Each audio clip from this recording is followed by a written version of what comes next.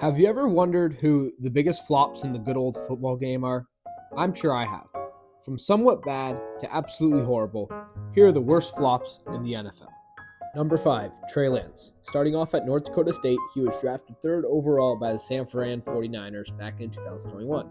After injuries took the wheel, Lance was later traded after 2 years with the boys at West to the Cowboys, then later to the Los Angeles Chargers in 2025.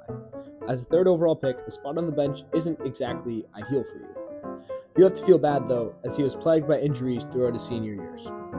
The next player on our list is the late great Charles Rogers. He played for Michigan State and won numerous All-American titles and was selected 2nd overall for the Detroit Lions in 2003 NFL Draft. Much like the guy before, he was plagued by injuries, including 2 broken clavicles, and only played 3 seasons, 14 games to be exact, and only 36 passes caught. His untimely demise was due to the fact that he suffered from substance abuse and he died from liver failure. The third worst flop on our list is Akili Smith. He played for the Oregon Ducks and was drafted in 1999, 3rd overall to the Cincinnati Bengals. Fun fact, he actually was the 3rd quarterback to be picked in the first 3 picks. The first one was Tim Couch, who played for Cleveland Browns, and Donovan McNabb, who played for the Philadelphia Eagles. For multiple years, he was a bench player, and in 2005, he moved to the NFL Europe, playing for the Frankfurt Galaxy, and later playing for the Calgary Stampeders. CFL were probably very happy that he moved all the way to Canada, the cold, harsh winter, to play football, where he could be playing in the National Football League. Is the one, the only, Johnny Manziel, winning multiple accolades for Texas A&M, including the prestigious Heisman Trophy. He was part of the team who beat the number 1 Alabama when A&M were unranked.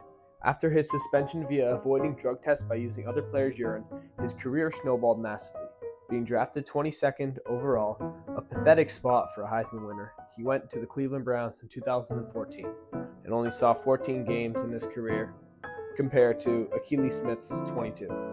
Like many others, his career was basically over as he went to the CFL in 2018 and retired on an obscure minor team. In short, drugs and alcohol shaped his entire career and squandered his dreams of being a memorable, reliable quarterback. Before we get to the number 1 spot, I just want to give you a few honorable mentions. Patrick Mahomes, I'm joking, not Patrick Mahomes. Before I say the number 1 spot, I just want to inform you that none of you guys are subscribed. So please subscribe. There's one little button you have to push, and well, yeah, I kind of need it. Anyway, yeah, sorry to interrupt you. The worst flop in the history of the good old game is none other than Jamarcus Russell. Born in a humble home in Alabama, football was in his blood and veins as Marshawn Lynch and Josh Johnson are his cousins. Imagine that game of backyard football.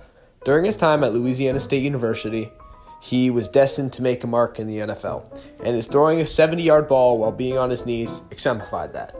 Time passed by, and the 2007 draft was underway. It didn't take long for Russell to hear his name, as it was the first one announced by the Oakland Raiders. During his 2007 season, he wasn't that bad. It was what happened later that sealed his fate. Russell had a codeine addiction, and the NFL suspended him for substance abuse. After that, weight problems pursued, and he went from a consistent quarterback to complete dead weight. His career ended in 2009, and after that, scandals arose once again for his need for codeine. What could have been a dynasty, speaking of dynasties, watch my other video about NBA dynasties, was killed by foolish acts and carelessness. He was the biggest flop in NFL history. Case closed.